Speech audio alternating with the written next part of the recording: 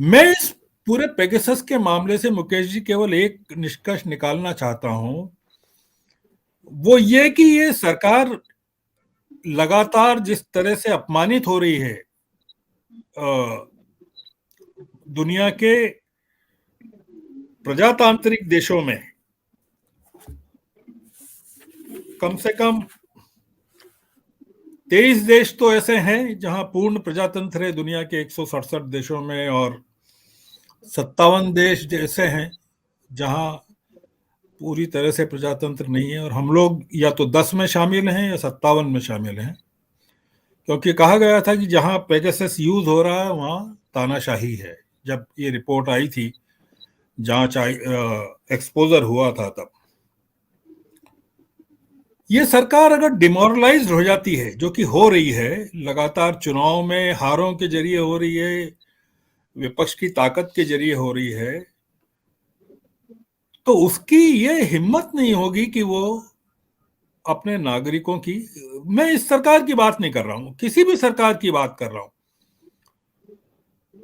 हमको ये भी देखना पड़ेगा कि राजस्थान में गहलोत सरकार ने सचिन पायलट के लोगों की जासूसी करवाई थी जब वहां चल रहा था राजनीतिक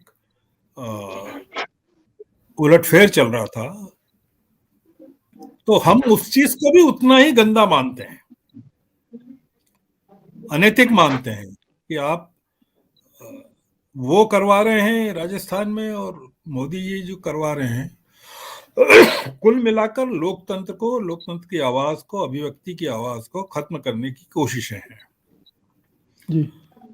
तो ये इन चीजों का असर ये होता है कि सरकारें डिमोरलाइज होती हैं,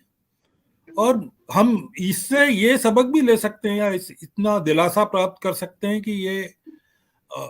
ये सरकार अब थोड़ा सा, मतलब उतनी बेईमानी से काम नहीं करेगी अपने लोगों के खिलाफ जैसे कि कर रही है। मतलब जिस तरह से जासूसी के जरिए वो देश में अधिनायकवाद को लाना चाहती है पिछले दरवाजे से, विपक्ष की आवाज को बंद करना चाहती है, वो विपक्ष की आवाज को लोकतांत्रिक तरीके से बंद करने के बारे में सोचेगी। जी। ये मेरा यकीन है, थोड़ा सा मेरा जनता पर यकीन है, विपक्षी दलों पर यकीन है, और सुप्रीम कोर्ट पर बहुत ही यकीन है। ये सरकार बहुत अकेली है मुकेश जी, इस सरकार में ज्यादा लोग नहीं है, इस सरकार को चलाने वाले 2 ही लोग, 4 लोग हैं, बाकी लोग डरे हुए लोगों की तरह उनके पीछे चल रहे हैं। तो वो लोग तो वो उस तरह के भरोसे के काबिल नहीं है इस सरकार के, कि जो सरकार उन लोगों पर भरोसा करे जो पार्टी में हैं पूरी तरह से। जो रविशंकर प्रसाद डिफेंड कर रहे थे पेगासस को और कह रहे थे कि इतना हल्ला भारत में क्यों है, पता किया जाना चाहिए कि आज रविशंकर प्रसाद इस समय कहाँ हैं, उनकी पार्टी में या सरकार में क्या हैसियत है।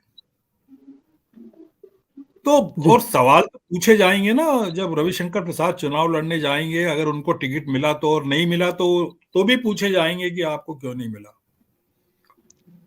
मुझे बहुत कॉन्फिडेंस है और भरोसा है, और मैं केवल ये मेन स्ट्रीम का मीडिया जो है वो अब इस देश का मीडिया नहीं रहा। ये मीडिया जो है ना, आप जिस पे बात कर रहे हैं, वो मीडिया अब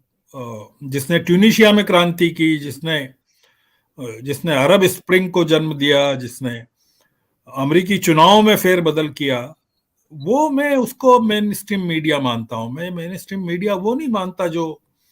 जिसको हम मेन स्ट्रीम मीडिया मान के आतंकित होते हैं। सत्य हिंदी का ऐप डाउनलोड करें गूगल प्ले स्टोर पर।